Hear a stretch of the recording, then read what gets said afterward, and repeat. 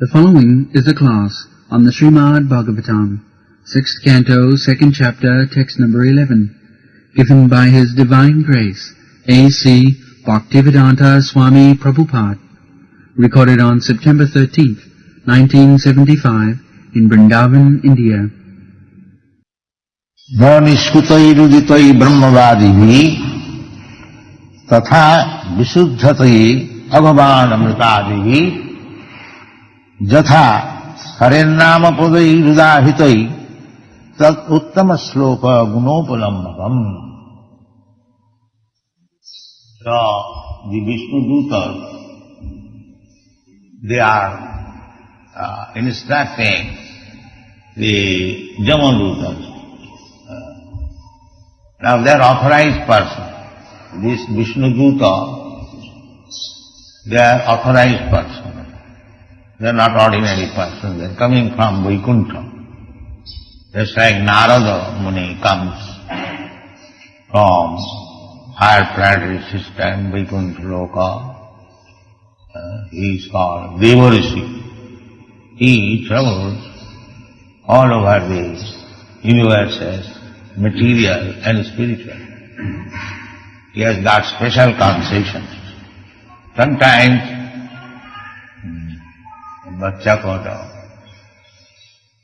sometimes we have got information that yogis, they can also travel not only within this material universe but in the spiritual. The instance of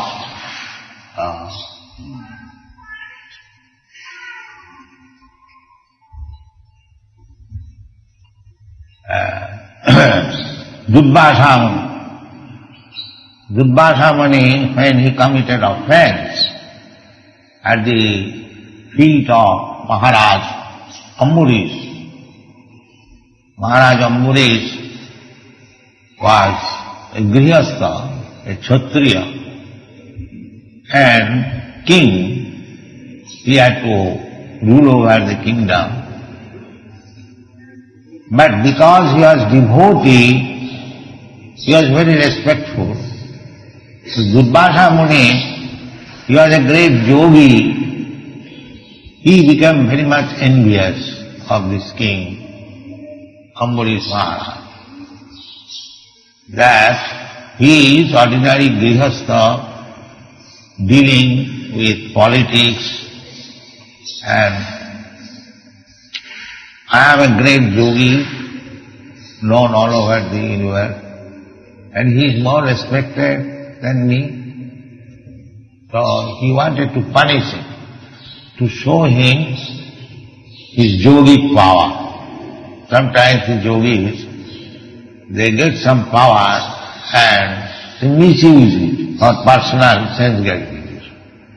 That is the pitfall of yogic perfection. When one gets little power, he misuses it and thereby falls down. So this Durvasa Muni also, what to speak of others, paltry yogis, even Durvasa Muni, he became angry. So, one day he came to Ambarish Maharaj on the Dadashi day with 60,000 disciples and ordered the Maharaj, today we have come to take a prasadam in your palace, please arrange for me. So, that was Dadashi day. You know, on the Dadashi day, there is a regulatory principle that in the morning, at about 9 o'clock, one has to take something, prasad, to break the house, breakfast. So, this Durvasa Muni, along with disciples, they went to the river Ganges to take bath, but they were willfully not coming back. So, Ambarish Maharaj asked the priest that Durvasa Muni is my guest, I cannot take anything without offering him. So what shall I do? Now I have to observe the Dadoshi breakfast. So the Brahmin priest ordered him that, Maharaj, you can take little charanamrita, the water. So according to Shastra, drinking little water is not breaking fast. So it will be not taken this. So with the advice of the Brahmin, formerly the kings, they were guided by the instruction of the Brahmins and great saintly persons. They were not doing anything whimsical. That is not bad. So, with the instruction of the Brahmins, he took little Charanamrita. And Durvasa Muni was a great yogi. He could immediately understand. Then he came back and became very angry. His idea was to punish him somewhere or other. Give the dog bad name and hang it. This was his policy. So he was to give some bad name. So he became angry that I am your guest and you have already broken your Ekadashi fasting. So I shall teach you. So immediately ordered, he plucked one here and a great demon came. So Durvasa Muni made his caricature of yogic power, and Amrush Maharaj was a devotee. He did not know anything such magic. He was pure devotee, that's all. So he could simply stand, all right, I am faulty, you can punish me. So the great demon was coming to kill him, and the devotee has no other way than to remember Krishna. So immediately Krishna Sudarshan Chakra came to protect him, and the Sudarshan Chakra immediately killed the demon. Then the Sudarshan Chakra attacked Durvasa Muni. So Durvasa Muni began to flee. He went upper planetary system to Lord Shiva, Lord Brahma, and this way he wanted protection, but nobody could give protection. They said, no, we cannot give you protection. Lord Vishnu is angry upon you. It is not possible to give you protection. So he then went to Lord Vishnu also in the Vaikuntha Lok. Let's see how much powerful he is, that he could go through the whole universe, then enter into the spiritual world, Vaikuntha Loka, and he could see personally a Lord Vishnu, and Lord Vishnu also denied protection. No, I cannot give you protection. You are Vaishnava Aparadhi. You have offended to the Vaishnava Maharaj or Muri. You can be protected only if you go and fall down at his feet, and if he excuses, then my Sudarshan Chakra will not disturb. So, this incident, this Durvasa Muni penetrated through the universe, went to the Vaikuntha Loka, personally saw Vishnu, still he was not protected, and this time took about 1 year. The yogic power, my point was how yogis are powerful, that they can go through the space very swiftly. The modern scientists, they say that to go to the topmost planet within this universe, it will take 40,000 of years. That is a calculation.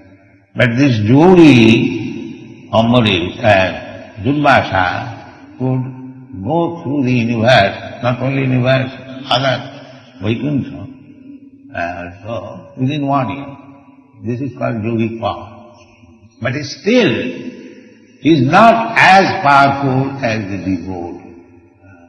He has to come back and fall down at the lotus feet of Ambulis Maharaj. And when Ambulis Maharaj excused him, he was a Brahmin yogi, as soon as he fell down at the feet of Ambulis Maharaj, he said, you are Buddha, you are so great, don't put me into this difficulty. What do you want? Now you excuse me. Excuse, if I have got any resultant action of my past activity, take everything. Take everything. Be said. This is Vaishnava. And this is our Vaishnava. Therefore, Rava Bhaktasya Kuto Mahad Guna. If one may have all the good qualities, but if he is not a devotee of the Lord, yes, his good quality has no value. Ram bhaktasya kuto mahaduna manorathena asato dhavato hi. They are simply carried away by the mental concourse. This is their qualification. So karmi, jnani, yogi, they are all restless because they are carried away by the whims of mind. And a bhakta is fixed down. Bhajate ma arannabha sadhureva samajjam mahatmanastu mang partha daili prakriti vasi bhajanti anannavansha. This is devotee. They do not like to show any power. Power is already there, just see it. This Ambulis Maharaj was not a yogi. He did not know. He was simply surrendered, simply fully surrendered to Krishna. That's all. But he defeated this yogi. The yogi came and fell down at his feet. So, a devotee does not require to acquire any yogic power or any jnana siddhi or this siddhi. That's what Chaitanya Mahaprabhu says. Bhukti mukti siddhi kami sakoli asanta. Krishna bhakta niskam ataev shanti. People are after shanti, peacefulness. So it is declared that nobody can get shanti, peacefulness, unless he is unalloyed devotee of Krishna. Annavilasita sunnam, jnanakarmadanavrita, anukullena krishnanutilanam bhakti uttama. This is what. If you have got a pinch of annavilas, then you cannot become a pure devotee. That is not possible. Then Krishna will give you chance to fulfill your annavilas, not Krishna bhakti. He can give you even mukti, but he will not give you bhakti. This is Krishna's principle. Bhakti can be awarded to a person who is fully surrendered, one who does not know anything but Krishna. This is the way. Therefore, it is said, na nishkutai ruditai brahmavadibhi statha visuddhati abhavan vratadibhi. In the Shastras, there are different varieties of ritualistic ceremonies, vratas, to counteract our sinful activities within this material world. The material world is so situated that if you do not want to become a sinful man, unless you are devotee, you will be forced to commit sinful activity. You will be forced. Just like you are very good man, but when walking on the street, you are killing so many ants. We have got experience while morning walk. You cannot avoid it. It is not possible. And you are responsible for killing the ant. Then how you can save yourself from the sinful activities? Therefore in the Shastra it is said, Padanga padanga jada vipadam. Padanga padanga jada vipadam. If you want to stay within this material world, then padanga padanga. In every state there is danger. Padanga padanga jada vipadam. Nati sam. Not for them. Who? Samasita di padapallavam plavam mahat padang punna jasumula. One who has taken shelter at the lotus feet of Murari, means Krishna, samasita, sammakasita, sarvadharman parityajya mamekam, samma, fully, samma means samma, no reservation. Krishna, I do not know anything more. I simply surrender unto you. Now, whatever you do, accept it. If you like to kill me, kill me. If you want to give me protection, that's all. Anyway, I am surrendered. This is called full surrender. So, the Bhakti Marga, it is clearly said it is, that you cannot be purified simply by performing the Vedic ritualistic ceremony. Non-iskitoi ruditoi brahmavadi. Brahmavadi means, Brahma means Sabda Brahma, Vedic injunction. So there are many brahmavadi, just like Manu Samhita, Parashar, he has made Vinsati, Dharma Shastra. So they are authorized things. But still, if you follow the ritualistic ceremony, if you make atonement according to the Vedic direction, you cannot be fully purified. Fully purified because unless you are detached of this material existence, unless you are determined to go back to home, back to Godhead, if you want to adjust in this material world to be happy, then you have to commit sinful activities. There is no doubt. Therefore it is said that you cannot be purified.